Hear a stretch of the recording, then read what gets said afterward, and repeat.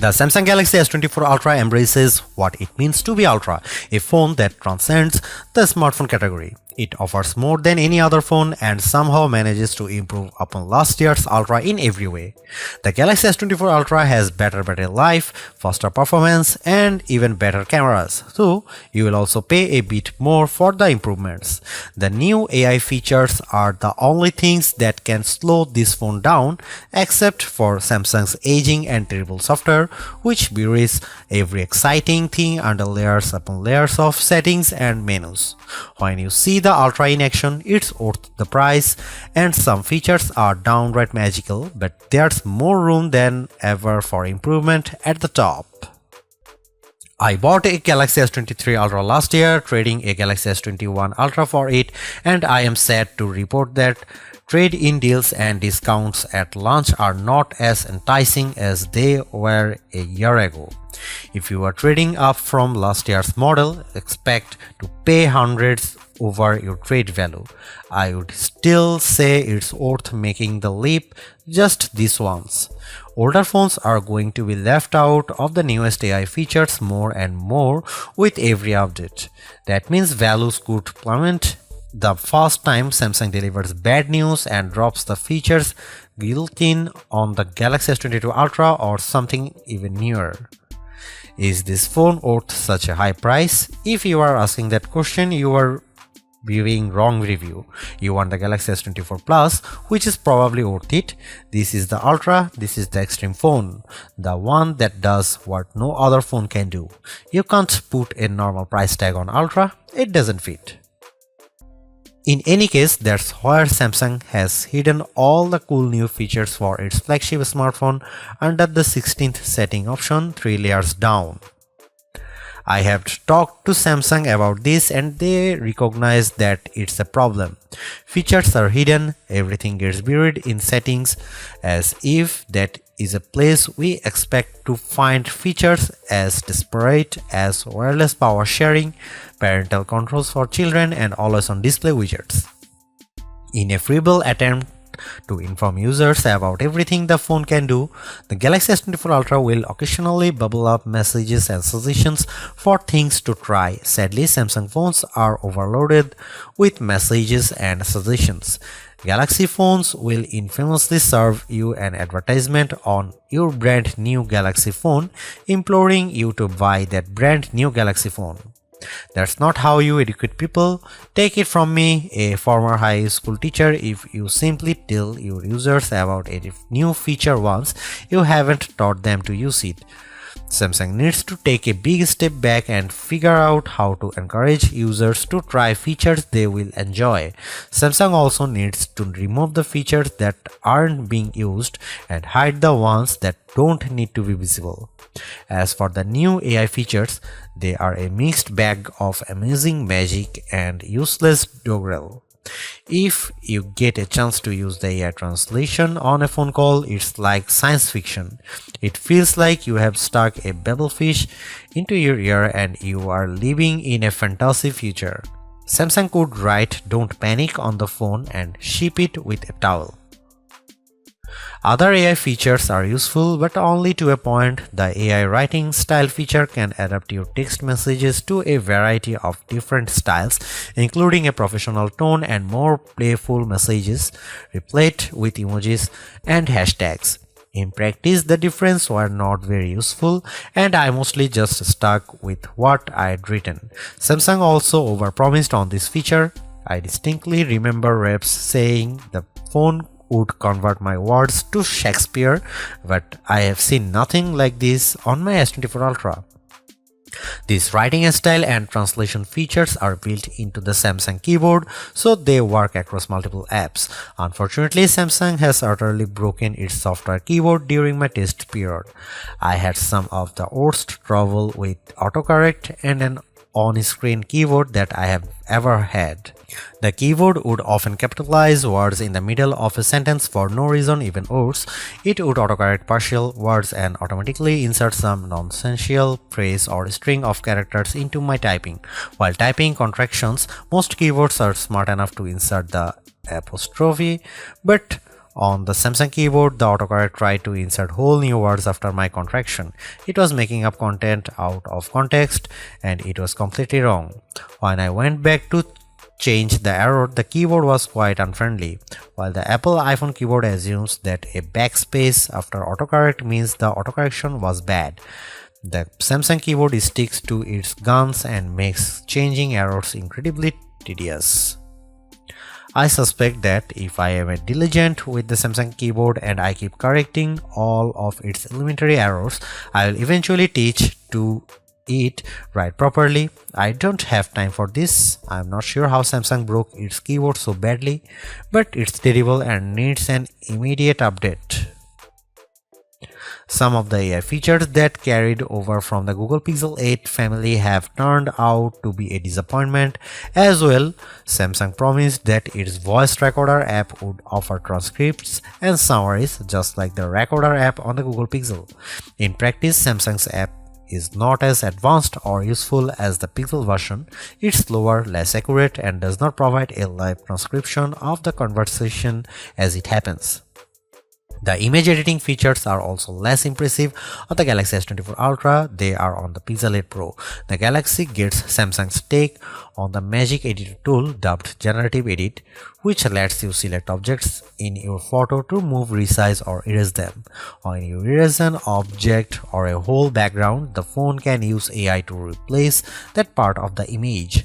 What the Samsung phone lacks are the best editing tools available on the Pixel, namely the Photo Unblur tool that sharpens even old photos you didn't take with your smartphone, and the best take option that combines multiple photos to get rid of closed eyes and ugly expressions. Yet as much as I complain about Samsung software, there are simply things you can do with a Galaxy phone, especially the Galaxy S24 Ultra, that you can't do with anything else. I love Samsung DeX, which turns your phone into something that acts more like a Chromebook. When you plug it into a monitor with a keyboard and mouse, you get a new home screen with windows and a dock, and everything runs smoothly. Why is this useful? I have a computer at home, but my corporate IT guys don't like me using it for work stuff. Instead, I use my phone, which is already set up with work and personal accounts. If I need to get work done at home or even while I am traveling, I don't need to bring my work laptop. I can just plug my Galaxy S24 Ultra into a USB hub, and now I have all my work and personal stuff in one place. I can respond to important emails using a real keyboard or edit documents in Microsoft Word or Google Docs. I can do just about everything I need short of running Chrome web browser extensions. I never need to add my protected work account to my own personal computer. I can just use DeX and have the best of both worlds on my Galaxy S24 Ultra. As mentioned, Samsung promises that the entire Galaxy S24 family will get software updates and security patches for the next 7 years. With brand new AI features on the phone, I wonder how Samsung will be able to pull this off, especially since AI seems to be advancing exponentially. How can a 7-year-old phone possibly survive in the year 2031? One clue may lie in Samsung's terms of service. Hidden deep, you will find the following language concerning AI features. Samsung may at any time change some or all of its advanced intelligence features to subscription-based features, in which case Samsung will provide prior notice. Samsung reserves the right to rate limit you to prevent quality decay or interruptions to the advanced intelligence features. This could be completely innocuous, or it could be a sinister sign that Samsung is looking for a loophole to get out of its 7-year promise. It may offer future Android updates in regular and premium flavors. It could also exclude certain models from any future premium feature and just offer the most basic bare bones OS to the Galaxy S24 Ultra by the time, say, Android 18 is launched, presumably in 4 years.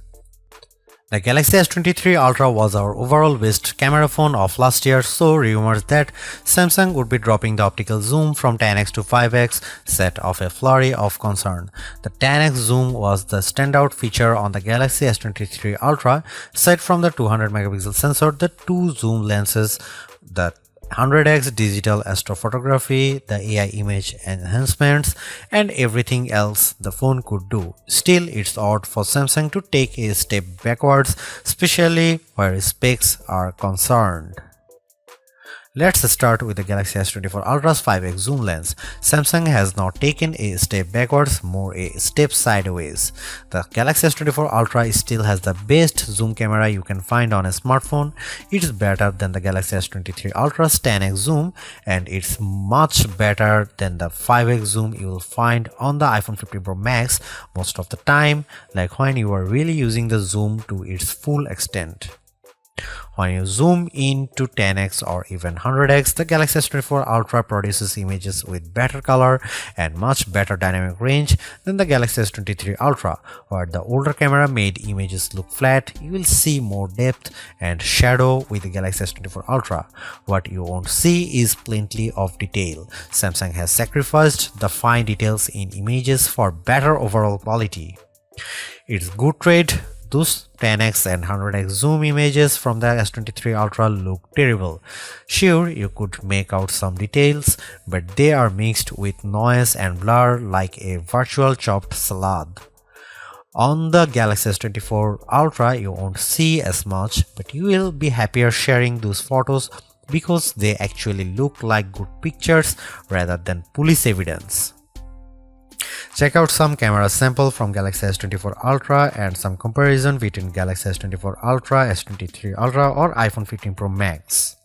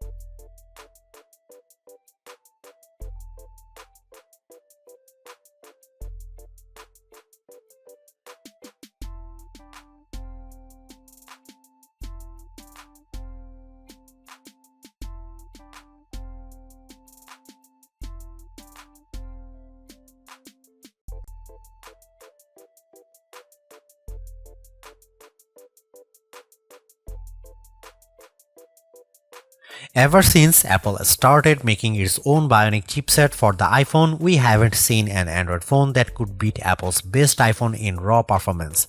That ends with the Galaxy S24 Ultra. The Ultra is just as fast as the iPhone 15 Pro Max, and in many ways, it's even faster. You may never notice the performance gains, but I have to give credit where credit is due. Qualcomm and Samsung have managed to top Apple's silicon for the first time in years. What does that mean? In the real world, everything that you could do on your smartphone, you can now do faster. If you play games like Call of Duty Mobile or Genshin Impact, you can play at the highest settings and experience fluid frame rates and stutter-free gaming. Pair your game with an Xbox or PlayStation controller via Bluetooth and you will be destroying noobs on pathetic pixels and cheap Motorola phones in your multiplayer arena of choice. Seriously, having a phone that responds so quickly to your commands and movements is a huge win for multiplayer games. Is the Galaxy S24 Ultra a gaming phone? then you'd better believe it. I tested the Galaxy S24 Ultra against the Asus ROG Phone 8 Pro, a phone that is truly made for gaming. The Galaxy S24 Ultra had no problem beating the ROG Phone 8 in every metric, even producing a higher frame rates on the newest games.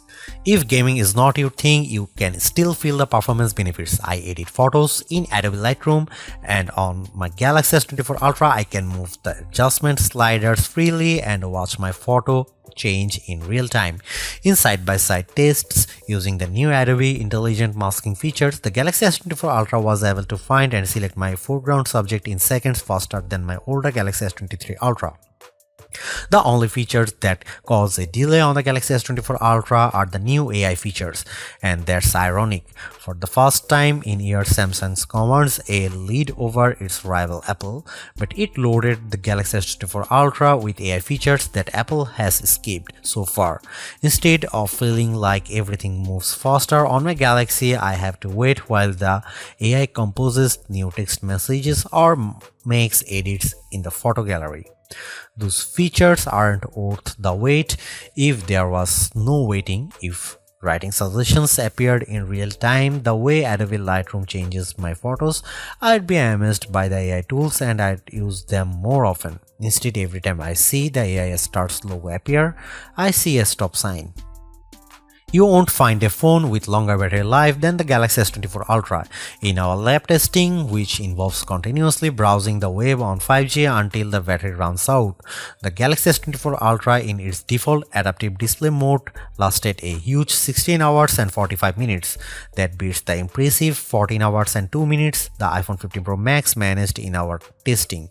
It also outlasts the Galaxy S23 Ultra by more than 2 hours, as beats many other Android phones too. You'd have to buy a hardcore gaming phone with a massive battery inside like the Red Magic 9 Pro with its 6500 mAh cell to get any more battery life from your phone. Samsung didn't increase the size of the battery over last year's Ultra, it just improved power management on the Galaxy S24 Ultra so it saves more juice. The adaptive screen settings can be aggressive, but you can turn them off if you need a bright display all time. You can also adjust settings like screen resolution and processor performance to save more power.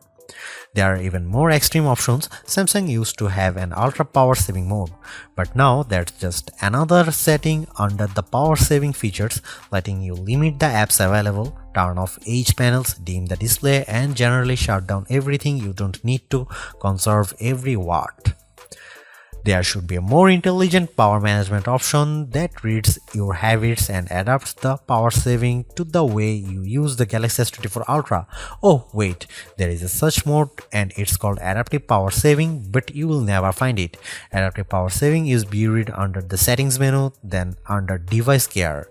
Then you have to tap the battery graph, which is a button that doesn't actually look like a button, but trust me, it's a button.